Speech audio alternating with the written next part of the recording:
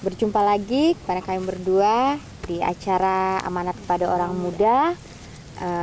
Pemirsa di rumah juga, kalau memiliki buku seperti ini, Amanat Kepada Orang Muda, yang dituliskan oleh hamba Tuhan yaitu Ellen G. White, kita bisa buka bersama-sama ya. Sebelum kita membahas firman Tuhan ini, kita terlebih dahulu berdoa. Sister Carmen boleh pimpin dalam doa. Oke, mari kita berdoa. Bapa kami di surga, terpujilah namamu Tuhan. Kami datang kepadamu pada saat ini mengucap syukur dan berterima kasih. Engkau begitu baik bagi kami sehingga kami masih merasakan akan nafas kehidupan yang sampai saat ini kami bisa rasakan. Ya Tuhan, pada kesempatan kali ini kami mempelajari sedikit dari firman-Mu. Biarlah Engkau bertahta dalam hati dan pikiran kami Tuhan, sehingga apa yang akan kami bahas itu hanya untuk kemuliaan nama Tuhan saja, dan kebenaran firman-Mu boleh kami hidupkan dalam kehidupan kami. Terima kasih Tuhan, bersama-sama dengan kami minta doa ini dalam nama Yesus Juru Selamat kami. Amin. Amin. Baik pemirsa, kita boleh buka di halaman 21 dan 22 ya. Kita bisa buka dan kita bisa bacakan bersama-sama. Di sini judulnya menjadi pembawa-pembawa terang.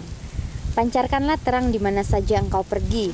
Tunjukkanlah bahwa engkau mempunyai kekuatan dalam maksud, bahwa engkau bukan seorang yang tak berpendirian dan mudah dipengaruhi oleh teman-temanmu yang jahat. Janganlah dengar akan bujukan orang yang menghinakan Allah, tetapi baiklah berusaha mengubahkan dan memperbaiki dan membalikkan jiwa-jiwa daripada kejahatan. Jadi di sini katakan bahwa pancarkanlah terang di mana saja engkau pergi. Jadi bukan kita bawa lilin atau bawa apa gitu ke orang untuk kita terang, tapi melalui tabiat kita, melalui tingkah laku kita, kehidupan kita, itu akan menjadi pancaran terang kepada orang-orang lain ya di luar sana. Jadi dikatakan juga bahwa kita tidak mudah dipengaruhi oleh teman-teman. Ya, pada saat kita mungkin teman-teman kita yang belum mengenal akan kebenaran firman Tuhan, pada saat kita bertemu dengan mereka, jangan sampai kita yang berpengaruh, kita ikut-ikutan lagi, tetapi biarlah kita yang menjadi contoh baik untuk mereka ya, menjadi teladan baik untuk mereka sehingga mereka lah yang bisa diubahkan. Tapi jangan lupa kita minta pertolongan Tuhan, berdoa sehingga apa yang kita lakukan juga sesuai dengan kehendak Tuhan ya. Oke, jadi dilanjutkan ya. Gunakanlah permintaan doa, bujuklah dengan roh lemah lembut dan kerendahan akan barang siapa yang mengadukan dirinya. Satu jiwa yang diselamatkan dari kesalahan dan dihantarkan ke bawah panji Kristus akan mengadakan kesukaan dalam surga dan akan menaruh satu bintang pada mahkota kesukaanmu. Satu jiwa yang telah diselamatkan akan membawa pengetahuan akan hal selamat kepada jiwa yang lain-lain oleh pengaruh kebaktiannya. Dan dengan begitu pekerjaan ini akan berlipat ganda dan hanya hari penghukuman saja akan menyatakan keluasan pekerjaan itu. Wah, jadi di sini dikatakan bahwa satu jiwa itu yang diselamatkan dari kesalahan, satu surga itu berbahagia, sister. Jadi mengadakan kesukaan, mengadakan kesukaan. Jadi di mana kita menjadi terang dan kita membawa satu saja jiwa kepada Tuhan, itulah harta di sorga yang kita simpan ya. Jadi harta yang disimpan di sorga itu ada dua macam menurut buku Ellen White ya, Rono buat karakter atau tabiat dari Kristus, dan kedua adalah jiwa-jiwa. Itulah mahkota-mahkota nanti yang akan dipakaikan kepada kita nanti di surga. Jadi di sini amaran kepada orang-orang muda, karena orang-orang muda ini mereka lah yang bisa menjangkau orang sesama mereka, orang-orang muda, sehingga bila mana teman mereka sudah berubah atau kita sudah berubah, mereka bisa melihat kehidupan kita, sehingga teman-teman kita mereka juga bisa berubah ya kan. Jadi mereka juga dapat diselamatkan ya. Karena saat penghukuman akan tiba, kita tidak tahu apa yang akan terjadi dalam kehidupan kita. Jadi kita lanjutkan. Jangan bimbang akan bekerja bagi Tuhan. Karena engkau pikir bahwa engkau bisa buat hanya sedikit, buatlah yang sedikit itu dengan setia. Karena Tuhan mau bekerja dengan engkau dalam segala usahamu. Dia akan menulis namamu dalam buku kehidupan sebagai seorang yang layak masuk dalam kesukaan Tuhan. Biarlah kita mohonkan dengan sungguh-sungguh supaya kiranya lebih banyak pekerja-pekerja dibangkitkan, karena ladang sudah matang akan disabit. Perhumaan besar tetapi pekerjanya kurang. Wah, jadi orang-orang muda, himbauan kepada kita bahwa jika kita ingin bekerja sungguh-sungguh bagi Tuhan, kita jangan bimbang, jangan takut. Mungkin kita, Tuhan saya tidak bisa berbicara, Tuhan saya tidak bisa Tuhan saya tidak bisa berkhotbah, Tuhan saya tidak bisa ini, tidak bisa itu. Tapi Tuhan katakan jangan bimbang, jangan ragu. Tuhan yang akan apa? Yang akan sanggupkan. Ya, Tuhan yang akan sanggupkan kita. Banyak orang muda sekarang ini yang mungkin mereka masih malu-malu, ya kan, masih malu-malu untuk mengabarkan itu, masih terpengaruh dengan hal-hal duniawi. Mereka nanti saya nggak gaul nih kalau nggak ikut mereka, jadi saya harus ikut-ikutan gaul. Tetapi dengan membaca firman Tuhan, kita bisa apa? Kita bisa mengerti maksud Tuhan itu seperti apa, ya, maksud Tuhan dalam kehidupan kita. Karena di sini orang-orang muda itu Tuhan bilang sangat berharga. Mereka lah yang akan meneruskan, melanjutkan akan terang itu kepada semua orang. Jadi biarlah kita mohon kepada Tuhan supaya kita boleh menjadi pekerja-pekerjanya. Karena apa? Ladang-ladang sudah masak, sudah menguning semua, tapi sedikit pekerja. Untuk itu Tuhan bilang marilah datang kepadaku supaya kita sama-sama bekerja bagi Tuhan, ya. Kalau kita bekerja bagi Tuhan, semua orang-orang muda bergabung, wah, itu kita akan punya semangat yang luar biasa tentunya. Tuhan pasti cepat datang. Amin. Kalau kita semua bekerja sama-sama. Oke, kita lanjutkan. Jangan bimbang akan bekerja bagi Tuhan. Oh, ini sudah tadi ya, Sister, ya. Berarti judulnya yang baru. Tumbuhkan cita-cita yang luas. Orang-orang muda harus punya cita-cita yang luas dan maksud-maksud yang bijaksana, supaya mereka bisa beruntung dalam segala kesempatannya, dan mereka bisa mendapat ilham dan keberanian yang menghidupkan rasul-rasul dahulu kala. Yahya menulis, hai segala orang muda, aku telah menyuratkan bagimu sebab kamu kuat, dan firman Allah tinggal di dalam kamu, dan kamu sudah mengalahkan si jahat itu. Satu derajat yang tinggi telah dihadapkan kepada orang-orang muda, dan Tuhan mengundang mereka supaya bekerja dengan sungguh-sungguh bagi Dia. Orang-orang muda yang setia, yang merasa kesukaan menjadi murid-murid dalam sekolah Kristus, bisa mengerjakan satu pekerjaan yang besar bagi gurunya.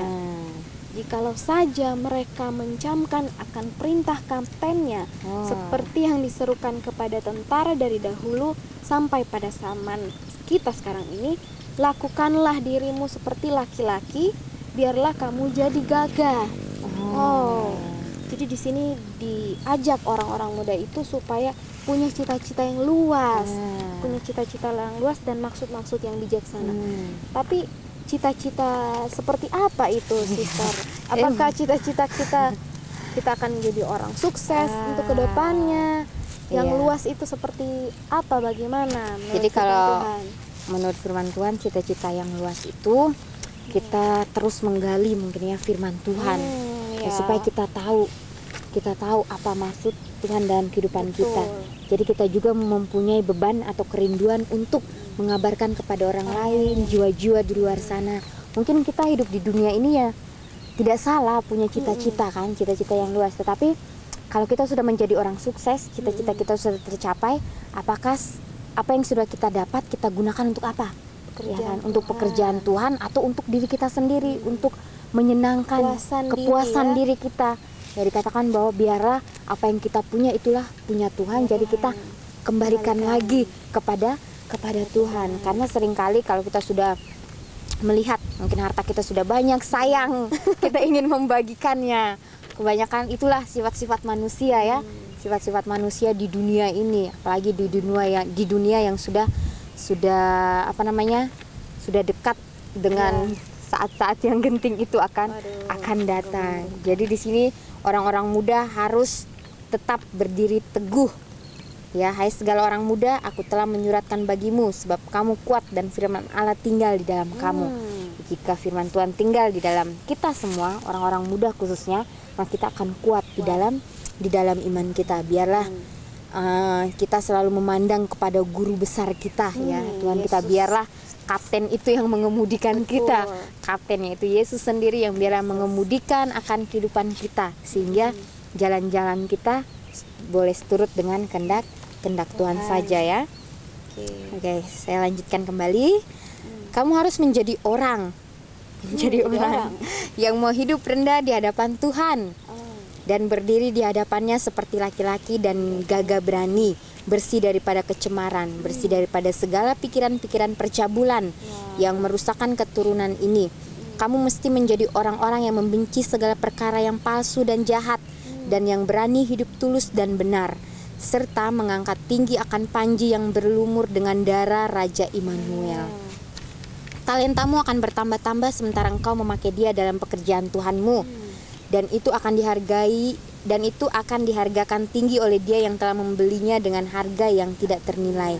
Janganlah tinggal duduk diam dan lalai melakukan sesuatu apapun, hanya oleh karena engkau tidak bisa mengadakan satu perkara yang besar. Tetapi buatlah segala sesuatu yang dapat oleh tanganmu hendak dibuat dengan sempurna dan sekuat tenaga. Jadi saya ingat waktu saya ikut pelatihan ya, pelatihan di 1000, di situ dikatakan buatlah yang terbaik, buatlah terbaik buat Tuhan, bukan buat diri sendiri, tetapi buat Tuhan katanya. Jadi saya terus bertanya-tanya, Tuhan, apa ini yang baik menurutmu? Apa ini sebenarnya? Menurut saya sudah baik, tapi menurut Tuhan apakah baik? Ya, jadi terus minta kepada Tuhan, khususnya orang-orang muda, hiduplah rendah di hadapan Tuhan dan berdirilah di hadapannya seperti laki-laki dan gagah berani. Jadi jangan kita mencemarkan akan kehidupan kita dengan hal-hal yang tidak benar. Dan juga di sini dikatakan bahwa bersih daripada segala pikiran-pikiran percabulan yang merusakkan. Jadi orang-orang muda sekarang, oleh karena banyak tontonan-tontonan yang sudah merusak akan pikiran, itulah hal-hal yang sia-sia. Ya, hal-hal yang sia-sia. Orang-orang muda sekarang ya, itulah setan sangat kuat sekali memakai orang-orang muda di zaman ini ya. Mereka mempengaruhi dengan hal-hal yang sangat menarik ya, sangat menarik, sehingga orang-orang muda juga mereka seru nih. Jadi mereka juga tergoda dengan semuanya itu. Dikatakan bahwa talentamu akan bertambah-tambah sementara engkau memakai dia dalam pekerjaan Tuhanmu. Ya kan? Jadi kalau kita menggunakan setiap talenta kita untuk pekerjaan Tuhan, maka Tuhan akan memberikan terus, ditambahkan terus, sehingga dari hari ke hari kita pun boleh sesuai dengan tabiatnya, ya kan? Walaupun saya pikir saya ini tidak mungkin tabiat saya ini seperti Yesus. Saya rasa tidak mungkin tabiat saya seperti Yesus, tapi Yesus berjanji. Yesus saja pernah ke dunia ini, dia menjadi manusia, dia bisa melakukan semuanya itu, ya kan? Itulah Yesus itu sangat mempunyai janji-janji yang indah ya buat kita semua pemirsa, khususnya bila mana pemirsa di rumah terus merenungkan akan firman Tuhan, maka dia selalu akan memberkati kita, akan menyanggupkan ya kan semua yang kita tidak bisa menjadi bisa. Jadi dari perkara kecil ya betul sekali. Kalau kita setia dalam perkara kecil, maka kita akan juga setia dalam perkara-perkara besar. Amin. Jadi talenta yang sekecil apapun yang kita miliki, pemirsa, percaya kalau kita gunakan itu untuk Tuhan, untuk kemuliaan Tuhan, dia akan tambahkan itu, dan kita akan lebih kuat di dalam Tuhan. Dan kita menjadi orang-orang yang muda yang punya cita-cita, yaitu cita-cita kita ke surga. Amin. Dan juga janganlah tinggal duduk diam dan lalai melakukan sesuatu apapun ya. Jadi kita jangan hanya berlipat tangan, jangan hanya bermalas-malasan. Karena apa? Bermalas-malasan itu dosa. Bermalasan itu dosa, kekejian bagi Tuhan, bermalasan ya. Jadi kita terus bekerja, terus bagi Tuhan. Ya, mungkin sampai di sini amanat kepada orang muda. Kita akan berjumpa lagi di saat-saat yang berikutnya. Kita akan membahas lebih menarik lagi ya tentang orang-orang muda. Ingat, orang-orang muda di rumah, tetaplah setia di dalam imanmu. Ingatlah selalu supaya pada saat kita mendapatkan tantangan, biarlah kita datang kepada Tuhan saja. Jangan kita datang kepada teman kita, ya kan, teman kita mungkin baik juga ya, mereka memberikan dukungan, tapi dukungan yang seperti apa? Jangan dukungan sudah itu mah itu aja, mari kita senang-senang ya kan. Kita gunakan waktu muda kita untuk senang-senang dulu, cari pelarian betul dunia ini. ya. Jadi biarlah amanat pada orang muda boleh membantu pemirsa di rumah, khususnya orang-orang muda, sehingga kita tetap setia di dalam Tuhan. Baiklah, kita akan tutup dengan doa. Kita berdoa. Bapa di surga, terima kasih di kesempatan yang indah ini yang Kau telah berikan kepada kami. Terima kasih untuk pembahasan firman Tuhan melalui amanat kepada orang muda. Biarlah Engkau memberkati akan masing-masing kami ya Tuhan. Bapa, kami tidak sanggup untuk melakukan semuanya ini. Biarlah Bapa, Engkau boleh menjamah setiap pemirsa CBN yang sudah mendengarkan. Biarlah Engkau boleh memberikan pengertian kepada mereka, khususnya kepada orang-orang muda ya Tuhan. Biarlah Engkau juga akan menjaga, memberkati mereka, karena setan sangat giat bekerja untuk menjatuhkan akan orang-orang muda pada zaman ini. Untuk itu ya Tuhan, biarlah Engkau boleh membantu setiap orang-orang muda di seluruh Nusantara, sehingga mereka boleh sadar untuk selalu datang kepadamu, mengabarkan akan terang firman-Mu kepada siapapun. Bapa di surga, biarlah di dalam kehidupan kami ini ya Bapa, biarlah Engkau boleh turut campur tangan semuanya. Banyak pergumulan yang kami hadapi, tetapi ajarlah kami untuk selalu bergantung sepenuhnya hanya ke dalam tangan-Mu. Terima kasih ya Bapa, oleh karena Engkau selalu ada buat kami. Di dalam nama Tuhan Yesus yang telah menjadi juru selamat dan menebus dosa kami. Amin. Oke pemirsa, sampai jumpa lagi di kesempatan yang berikutnya. Tuhan memberkati.